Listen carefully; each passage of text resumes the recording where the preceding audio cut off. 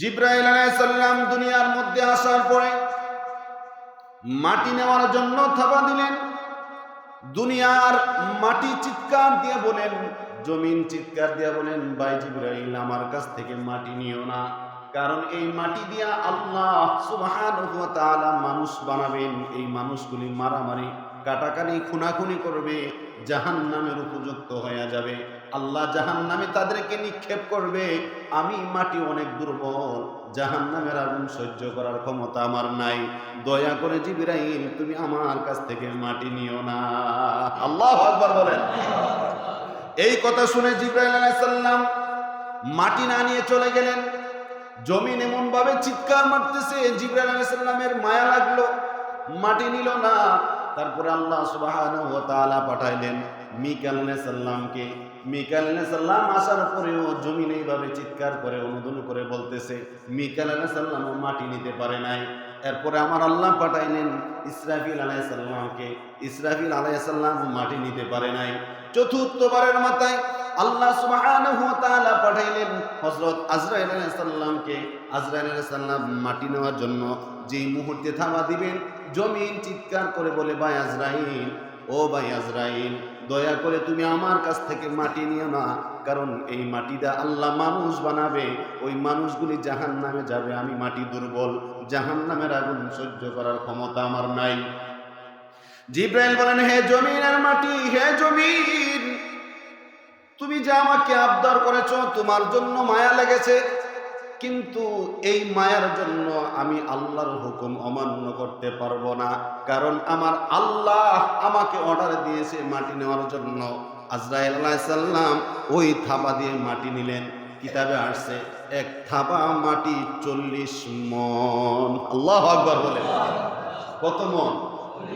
40 মণ মাটি এক থাবার মধ্যে। এক থাবার মধ্যে 40 মণ মাটি। আজরাইল আলাইহিস সালাম আল্লাহর দরবারে হাজির হইলেন, বললেন, আল্লাহ আমি মাটি তো আনলাম। আল্লাহ সুবহানাহু ওয়া তাআলা বললেন, এই মাটিটাকে রেখে দাও। এই মাটিটাকে রাখার পরে আল্লাহ সুবহানাহু ওয়া তাআলা বৃষ্টি দিলেন 40 দিন একাধারে। কয় দিন? 40 দিন। এখন একটা মাটির মধ্যে 40 দিন যদি বৃষ্টি হয় অনবরত, মাটিটা কি শক্ত থাকবে না নরম হবে? নরম হওয়ার পরে আল্লাহ সুবহানাহু ওয়া তাআলা ফেরেশতাদেরকে বললেন, এই ফেরেশতারা, তোমরা এই কণ্ঠানালীর নিচে যে অংশটা আছে বডিটা, এই বডিটা তোমরা এই প্যাক দিয়া এই মাটিটা দিয়া বানাও। এখন বলেন, প্যাক দিয়া কি পুতুল বানানো যায় না? যেটা ইচ্ছা আমরা সেটি তো বানাইতে পারবেন নরম মাটি দিয়া। ছোটকালে আমরা বানাইছি, কারণ আপনারা তো মনে হয় অবশ্যই বানাইছেন, এটা বাঙালির একটা কালচার খেলার মধ্যে। তো ফেরেশতারা আল্লাহ তাআলার হুকুমে পুরাটা বডি বানাইলেন। লম্বা না কত হাত? 60 হাত। লম্বা কত হাত? 60 হাত। আল্লাহ সুবহানাহু ওয়া তাআলা ফেরেশতাদেরকে বললেন, বডি বানানোর পরে বললেন, এখন স্থির থাকো। আল্লাহ সুবহানাহু ওয়া তাআলা বলেন, আমার বান্দাকে আমি খলিফাকে এমন মুহাব্বত করি, আমি আদমকে এমন মুহাব্বত করে বানাইতাছি, তোমরা বডিটা বানাইছো, আর কণ্ঠানালীর উপরের চেহারাটা আমি আল্লাহ নিজ কুদরতি হাতে বানাবো। সুবহানাল্লাহ। আল্লাহ সুবহানাহু ওয়া তাআলা এত সুন্দর করে আমার আপনার চেহারাটা ডেকোর করলেন। নাকের জায়গার মধ্যে নাক দিলেন, কানের জায়গার মধ্যে কান দিলেন। আপনি একটু খেয়াল করে দেখেন, এই কান যদি দুই সাইডে না দিয়া বুবুলের তলে কানগুলি দিত, কি অবস্থাটা হইতো? একটু খেয়াল করে দেখেন। এই নাকের সামনে কোন জিনিসটা ভালো মন্দ নষ্ট হয়ে গেছে নাক দিয়ে আমরা যাচাই করি। এই নাক যদি আমাদের বুবুলের তলে দেওয়া হইতো, একজনে হাত দিত আর একজনে ডেক দিত, এরপরে দেখতাম তরকারি ভালো না মন্দ। ঠিক কিনা বলে? আল্লাহ সৌন্দর্য বুঝে, আল্লাহর মতো সৌন্দর্য বোঝার মতো দুনিয়ার মধ্যে কেউ নাই। আল্লাহ সুবহানাহু ওয়া তাআলা বান্দা বান্দির চেহারাটাকে এত সুন্দর করে ডেকোর করে দিলেন। সাধারণ একটা জিহ্বা দেখেন, এই জিহ্বাটার মধ্যে আল্লাহ এত পাওয়ার দিয়ে দিয়েছেন, একটা জিহ্বা দিয়ে আমার আল্লাহ বান্দাদেরকে 3000 আইটেমের স্বাদ গ্রহণ করার ক্ষমতা দিয়েছে। কত হাজার? 3000 আইটেম যদি একসাথে রাখা হয়, 3000 আইটেমের স্বাদ এই জিহ্বা আলাদাভাবে আপনাকে সেটেল করে দিবে। সুবহানাল্লাহ। সেই জন্যই আল্লাহ সুবহানাহু ওয়া তাআলা মানব জাতিকে সর্বশ্রেষ্ঠ জাতি বানাইলেন। আল্লাহ সূরাত বনী ইসরাঈলের মধ্যে বলেন, ওয়ালাকাদ কাররামনা বনী আদম ওয়া হামালনাহুম ফিল বাররি ওয়াল বাহরি ওয়া রাযাকনাহুম মিনাত তাইয়্যিবাত ওয়া ফাদ্দালনাহুম আলা কাসীরিন মিম্মান খলাকনা তাফদীলা। আল্লাহু আকবার বলেন। আল্লাহ বলেন, ওয়ালাকাদ কাররামনা বনী আদম, আমি বনী আদমকে শ্রেষ্ঠ জাতি বানাইলাম। কে বলতেছে? আল্লাহ বলতেছেন, আমি বনী আদমকে মানে আদম জাতিকে আমি আল্লাহ শ্রেষ্ঠ জাতি বানাইলাম। ওয়া হামালনাহুম ফিল বাররি ওয়াল বাহর, আমি তাদেরকে চলার জন্য জলের পথ দিলাম, স্থলের পথ দিলাম। এরপরে বললেন, ওয়া রাযাকনাহুম মিনাত তাইয়্যিবাত, আমি আল্লাহ তাদেরকে তাইয়্যিবাত উত্তম রিজিকের ব্যবস্থাও করে দিলাম।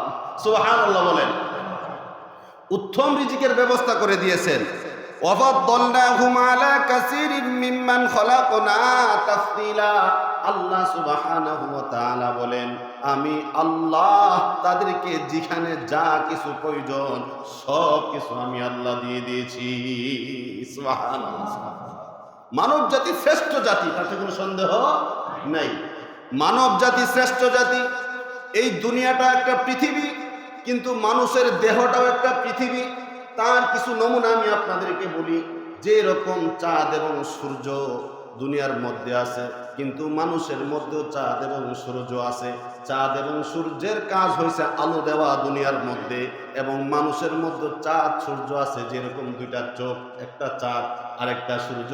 এই চোখ না থাকলে মানুষ অন্ধ। এই চোখ দিয়া আমরা দুনিয়াটাকে আলোকিত দেখি। সুবহানাল্লাহ। দুনিয়ার মধ্যে যে রকম বড় বড় সাগর নদী নালা আছে, কিছু কিছু সাগরের মধ্যে বেশি বেশি পানি থাকে, আবার কিছু কিছু খাল বিলের মধ্যে কম কম পানি থাকে। আমাদের দেহের মধ্যে এরকম কিছু নদী নালা আল্লাহ ফিট করে দিয়েছেন। দেখেন, মানুষের মধ্যে মোটা রোগও আছে, আবার চিকন রোগও আছে। আছে কি নাই? মোটা রোগ দিয়া বেশি রক্ত বাইর হয়, চিকন রোগ দিয়া কম রক্ত বাইর হয়। শুধু তাই নয়, সাগরের পানির মধ্যে যেরকম কিছু মাছ আছে, অনেক জাতের মাখলুকাত আছে না নাই? অনেক জাতের সৃষ্টি আছে পানির মধ্যে, রক্তের মধ্যে এরকম আছে। মনোবিজ্ঞান আপনার যন্ত্র দ্বারা যদি পরীক্ষা করা হয়, তাহলে বোঝা যায় মানুষের রক্তের মধ্যে আমার আল্লাহ সূক্ষ্ম সূক্ষ্ম পোকা তৈরি করে রাখছে। সুবহানাল্লাহ। তাহলে মানব জাতি কি জাতি বলেন? কি জাতি? শ্রেষ্ঠ জাতি। মানব জাতি। এই মানব জাতি শ্রেষ্ঠ জাতি হওয়ার পরেও আল্লাহ কোরআনে ঘোষণা দিলেন, লাহুম কুলুবুল লা ইয়াফকাহুনা বিহা ওয়া লাহুম আ'য়ুনুল লা ইউবসিরুনা বিহা ওয়া লাহুম আযানুল লা ইয়াসমাউনা বিহা উলাইকা কাল আনআমি বাল হুম আদল। মানুষ শ্রেষ্ঠ জাতি হওয়ার পরেও আল্লাহ মানুষকে কি বলছে শুনেন। যারা বুঝেও বুঝে না, শুনেও শুনে না, বিবেক আছে চিন্তা করেও করে না, সঠিক থাকলেও সঠিক বলে না। আল্লাহ বলেন তারা হইল উলাইকা কাল আনআম, চতুষ্প পশুর মতো। তারপরে আল্লাহ আবার বলেন বালহুম আদল, ওইসব মানুষ হয়েছে চতুষ্প জানোয়ার চেয়ে কারণ নিকৃষ্ট। নাউজুবিল্লাহ বলেন।